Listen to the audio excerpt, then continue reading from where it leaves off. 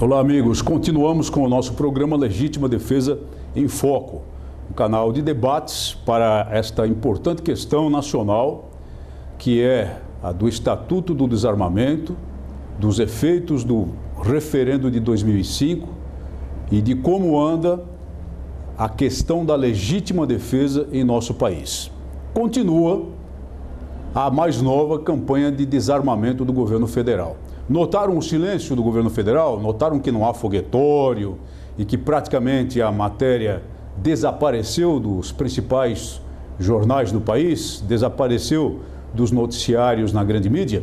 Não é à toa, é porque essa campanha é um fiasco, é um fracasso e não poderia ser diferente, por todas as razões que nós já elencamos aqui, já debatemos aqui. No entanto, às vezes, há certas iniciativas que, se por um lado são positivas, num sentido de análise e crítica, por outro são negativas. Veja o caso, por exemplo, do Jornal do Advogado, que é um órgão da Ordem dos Advogados do Brasil, seção de São Paulo.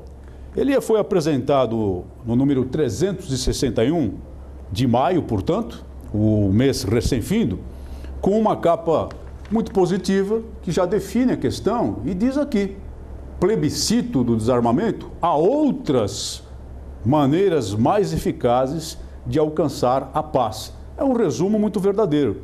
No entanto, lamentavelmente, o presidente da OAB São Paulo, nas páginas internas desse jornal, assina uma matéria denominada Desarmamento, Esforço Permanente, em que comete os mesmos equívocos de sempre. Entre outras coisas, ele afirma que as campanhas de desarmamento, o recolhimento de armas da famosa campanha de 2005, diminuiu os índices de violência. E isso quer dizer, evidentemente, principalmente os índices de homicídios dolosos entre 2008 e 2009. Isso não é verdade. Nós já refutamos essa afirmação, que não tem base científica aqui, tantas vezes mostrando os estudos que verdadeiramente medem o fenômeno da violência no nosso país, especialmente aquele ligado ao indicador específico de homicídios dolosos. E o presidente da OAB comete esse equívoco. E diz mais, que há que batalhar pela revisão do Estatuto do Desarmamento, a Lei 10.826 de 2003, para torná-la ainda mais dura. Mas, senhor presidente, mais dura contra quem? Mais dura contra aqueles que já são sufocados pelo Estado? Mais dura contra aqueles que já sofrem praticamente uma opressão por parte do Estado, ou seja, as pessoas de bem, as pessoas sem antecedentes criminais, as pessoas que atendem aos requisitos da lei, as pessoas prestadoras, as pessoas que trabalham e constroem o futuro desse país e que querem apenas o direito de ter uma arma de porte, uma arma de defesa para proteger o seu lar, proteger a sua família, proteger a si mesmas? Se for nesse sentido, presidente, e parece que é, infelizmente, pela leitura que se faz necessariamente do seu texto, então, mais uma vez, está equivocado o ilustre presidente da Ordem dos Advogados do Brasil, seção de São Paulo, o notável advogado Luiz Flávio Borges Durso. Felizmente, por outro lado, mais adiante no mesmo informativo, nós vemos aí sim, nas páginas centrais, o que realmente interessa e a verdade sintetizada. Uma matéria de 2 páginas centrais, onde se verifica aqui com toda clareza que plebiscito não traz segurança. E por que não traz segurança? Porque, mais uma vez, mais uma iniciativa para desarmar as pessoas de bem. E, enquanto isso, os criminosos ficam à larga, porque o criminoso não se importa com a lei. Ele busca armas no mercado ilícito, no tráfico ilegal internacional de armas de fogo, e busca armas sem comprá-las em lojas, evidentemente, para violentar, para matar. Nós temos que acabar com esses equívocos, lutar contra esses equívocos e fazer ver a esses personagens de destaque na vida brasileira como estão equivocados, como é o caso do presidente da OAB de São Paulo. Amigos, a esse propósito, a Comissão de Segurança Pública e Combate ao Crime Organizado da Câmara dos Deputados fará realizar um seminário no dia 6 de junho, próxima segunda-feira, de manhã, ocupando o dia inteiro, exatamente sobre a questão das armas. Como eu disse, o deputado Mendonça Prado iria tomar a iniciativa de levar a questão a debate e não nos deixaria de fora. não fomos convidados, o PLD não foi convidado para este seminário como debatedor. Mas teremos lá a presença como debatedores de pessoas que conhecem bem o problema, que comungam da nossa posição e que certamente farão a defesa de nossa posição. Uma delas é o senhor Salésio Luz, porta-voz da ANIAM, Associação Nacional da Indústria de Armas e Munição.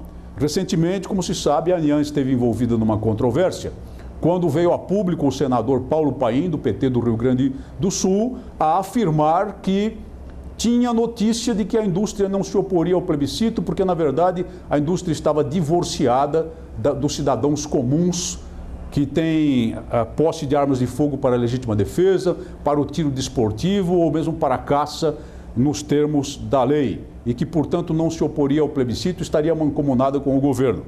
O senhor Salésio Luz oportunamente veio a público e, com palavras claras, de modo incisivo, desmentiu o ilustre senador da República. Isso é uma posição muito clara e importante da ANIAM na pessoa dele. Acreditamos, portanto, que ele fará um bom papel nesse debate, mas pedimos à nossa gente de Brasília, a nossa gente do Distrito Federal e, quem sabe, os nossos participantes de Goiás, ali do entorno de Brasília, que compareçam em massa, porque, apesar de ser uma segunda-feira, certamente a claque da rendição, a claque desarmamentista estará lá em grande número. O seminário será realizado no auditório Nereu Ramos, que é o maior da Câmara dos Deputados. Então nós precisamos lotá-lo.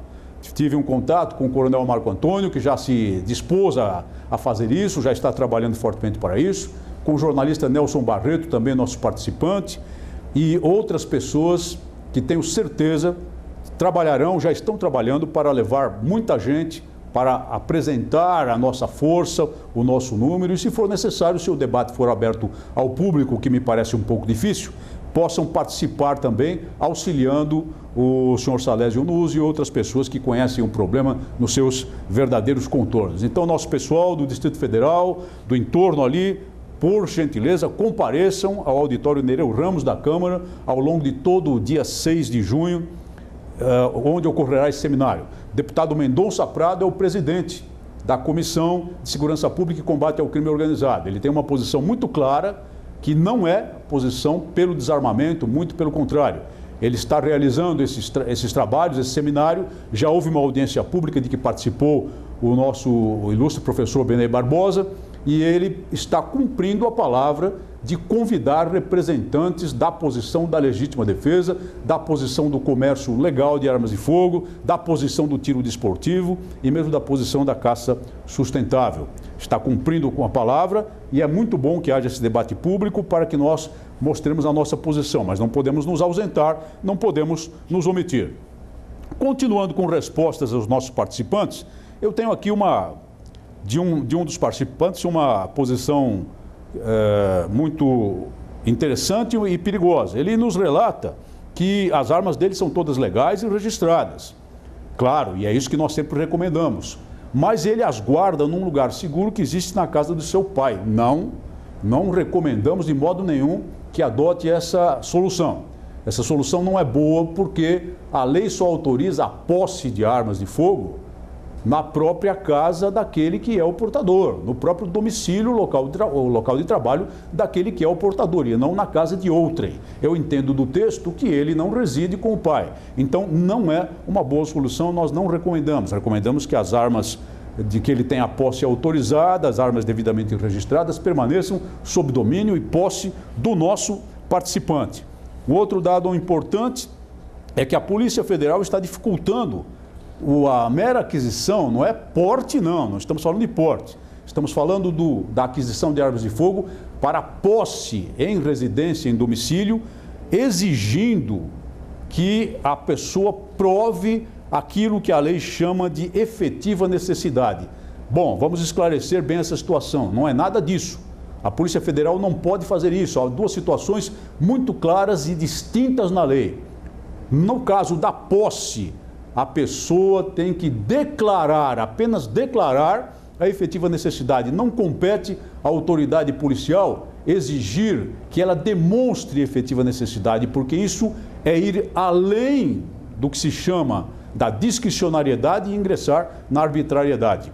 Apenas no porte é que se exige demonstrar a efetiva necessidade. Mas, infelizmente, num caso como esse, se não houver solução por meio de um recurso administrativo ao superior do delegado de polícia em questão na Polícia Federal, o único caminho será o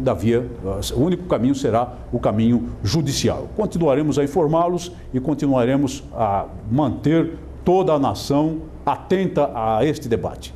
Muito obrigado por sua atenção e até o próximo programa.